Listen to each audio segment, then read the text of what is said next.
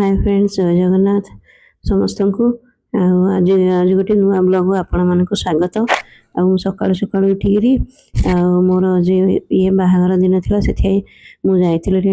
बापा तो नहांती आठी मुझे एकुटिया मो झी दि जन जाक जा मंदिर आम घर टू मैंने खाली 2-3 मिनट रास्ता गोटे बहुत माने पुरातन मंदिर अच्छी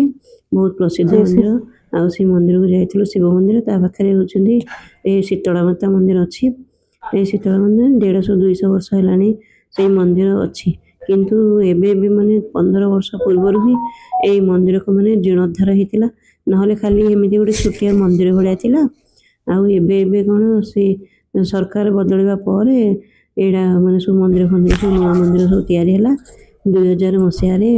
माने या 20-25 वर्ष पूर्व हूँ काली माता मंदिर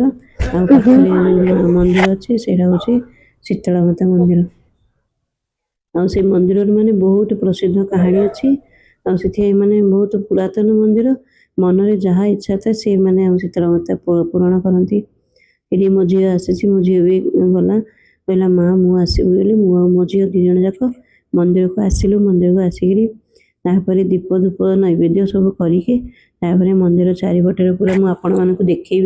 माने कौन कौन अच्छी कौन नहीं से मंदिर ना ही माने मंदिर पछपटे गले विराट ये देखो ये विराट पोखरी अच्छी यही पोखरी माने विराट बड़ नु छोटिया ही पोखरी किंतु माने प्रसिद्ध किंतु से शीतला माता ना ही यही पोखरी ना हूँ शीतला पोखरी पोखरी कौन एत आम घर आगे जो पोखरी अच्छे से पोखरी माने यही पोखरी टू ये शीतला माता पोखरी टू 4 गुण बड़ आम घर सामने जो पोखरीटा अच्छे आपण मानक देखी आम घर सामने जो पोखरी विराट बड़ पोखरी किंतु ये पोखरी बहुत माने भगवान ये हुए आती सब गणेश चतुर्थी ये दुर्गा पूजा एगुड़ा सब हुए सेगुड़ा सब माने अधा रायपुर सब विसर्जन करने ये आसती यही पोखरी ही माने गणेश विसर्जन दुर्गा माता विसर्जन समस्त यही पोखरी ही कराए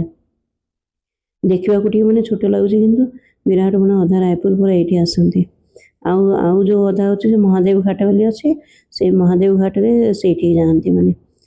से पोखर माने ये किंबदंती अच्छी किसी बहुत माने पुराना किंबदंती से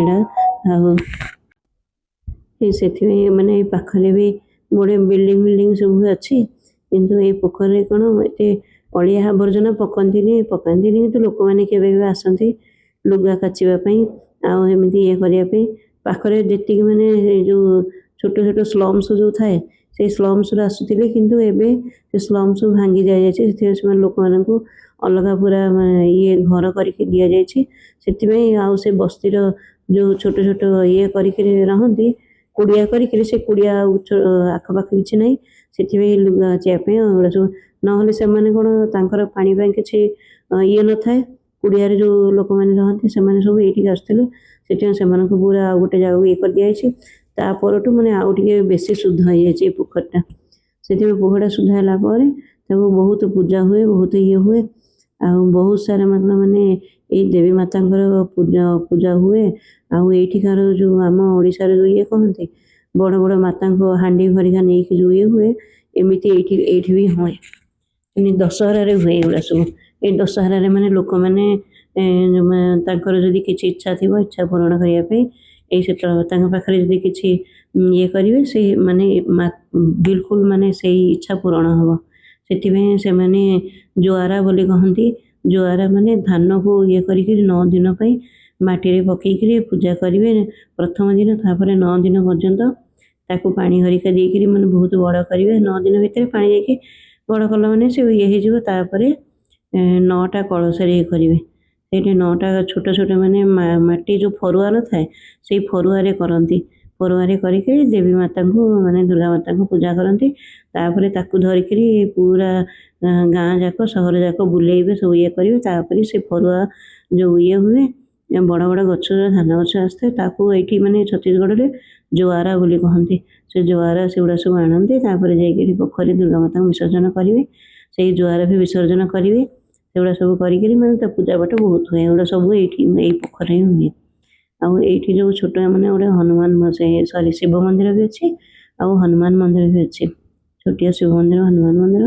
ସେଥିପାଇଁ ମୁଁ ପ୍ରଥମେ ଗଲି, କହନ୍ତି କି ଦୁର୍ଗା ମାତାଙ୍କ ମନ୍ଦିର ଯିବା ପରେ ଆଉ ତାଙ୍କ ସ୍ୱାମୀଙ୍କ ପାଖକୁ ନ ଗଲେ ତାଙ୍କୁ ମାନେ ଫଳ ମିଳେନି ବୋଲି, ସେଥିପାଇଁ ଦୁର୍ଗା ମାତାଙ୍କ ପାଖକୁ ପ୍ରଥମେ ଆସିଲି। ତାପରେ ଯାଇକି ଏ ପାଖରେ ଶିବ ମନ୍ଦିର, ଶିବ ଭଗବାନ ଅଛନ୍ତି। ଆଉ ଏଇଠିକି ଟିକେ ଆସିକି ମୁଁ ତାଙ୍କୁ ପୂଜା କରିକି ତାପରେ ଟିକେ ମାନେ ତାଙ୍କର ତ ପ୍ରଦକ୍ଷିଣ ଚାରିପଟେ ବୁଲିବା କଥା ନୁହଁ, କୁହାଯାଏ କି ଶିବଙ୍କ ଚାରିପଟେ ବୁଲିବା କଥା ନୁହଁ, କାରଣ ସେ ଦୁର୍ଗା। ଏ ଦେଖ ମୁଁ ଯାଇକି ମନ୍ଦିର ଯାଇକି ପଳେଇ ଆସିଲି। ମନ୍ଦିର ଯାଇକି ପଳେଇ ଆସିଲା ପରେ ଏଇଠି ରାସ୍ତା ଜଗିଛି ମୋ ପାଇଁ। ସିଏ ଯାଇଛି ଟମାଟୋ ଆଣିବା ପାଇଁ। ଟମାଟୋ ଟମାଟୋ ଓହୋ ମତେ ପେଲି ଦଉଛି।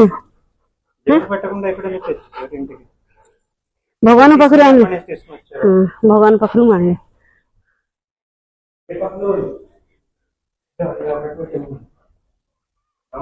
ଏ ଦେ ଦେ ତାକୁ ଦେଇନା,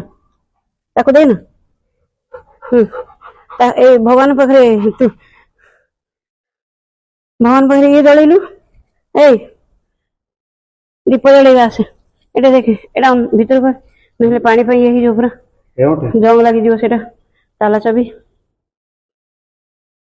ଲାଇଟ୍ ଲଗା, ଲାଇଟ୍ ଲଗା, ଜଲ୍ଦି ଜଲ୍ଦି ଲାଇଟ୍ ଲଗା। ଏ ହାତ କଣ ପାଇଁ ଏମିତି ରଖୁଛୁ ତୁ? ହେ ହାତ ଏମିତି ଏମିତି କଣ ପାଇଁ? ଠିକ କର ଏମିତି, ତାକୁ ନେଇ ଭିତରକୁ। ହଁ ତୁ ବସ ଏଇଠି, ତୁ ଏଇଠି ବସିଥା, ଠିକ ଅଛି। ବାନିଆନ ପିନ୍ଧେ, ଏ ଭିତରକୁ ପଳେଇଲା, ଭିତରକୁ ପଳେଇଲା। ସେ ବାନିଆନ ପିନ୍ଧେ, ବାନିଆନ ସେ ବାହାରକୁ ପଳେଇବ, ଯା ବାହାରକୁ ପଳେଇ ଯା।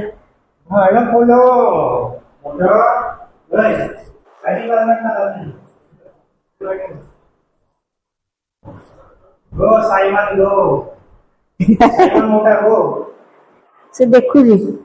75 years later. ଆସିବା ପରେ ମୁଁ ଏତେ ତରବର ହେଇଥିଲି ଯେ ମୁଁ ଆଉ ଖାଇବା ମାନେ କ'ଣ ରାନ୍ଧିଛି କ'ଣ କରିଛି ମୁଁ ଆପଣଙ୍କୁ ଦେଖେଇ ପାରିଲିନି। ଏଇଟା ଯେଉଁ ତରକାରୀ ହେଉଛି ବାଇଗଣ ଆଳୁର ତରକାରୀ, ଆଉ ଏଇଟା ହେଉଛି କଢ଼ି ବୋଲି ଯେଉଁ କହନ୍ତି, ଦହିରେ ଯେଉଁ କରନ୍ତି, ଦହିରେ ବେସନ ପକେଇକିରି ତାପରେ ସୋରିଷ ବଟା ପକେଇକିରି ଯେଉଁ କରନ୍ତି, ମାନେ ହିନ୍ଦୀ ଲୋକ ସୋରିଷ ବଟା ପକାନ୍ତିନି, କିନ୍ତୁ ଆମର ତେଲୁଗୁ ଲୋକ ସୋରିଷ ଆଉ କଞ୍ଚା ଲଙ୍କା ଆଉ ନଡ଼ିଆ ଏଗୁଡ଼ା ସବୁ ମିଶେଇକିରି ପୁରା ତାକୁ ଇଏ କରିଦେବେ, ଆଉ ବାଟିଦେବା ପରେ ସେଇଥିରେ ମିଶେଇକିରି ତାଥିରେ ଏଇ ଯେଉଁ କଢ଼ିରେ ଆମ ତେଲୁଗୁରେ ପକାନ୍ତି ପୋଇ ଶାଗ, ଆଉ ପୋଇ ଶାଗ, ଟମାଟୋ,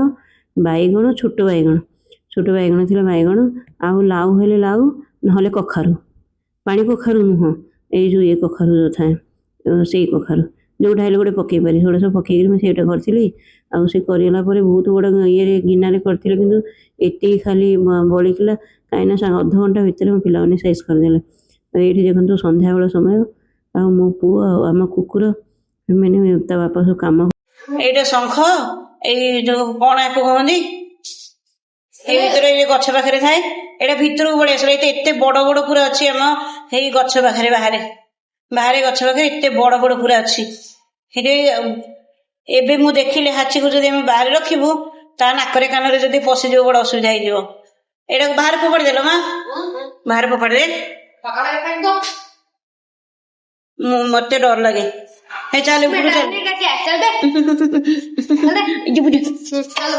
चलो ए ताको देना बाहर फोपड़। तो गाइस देखिए अभी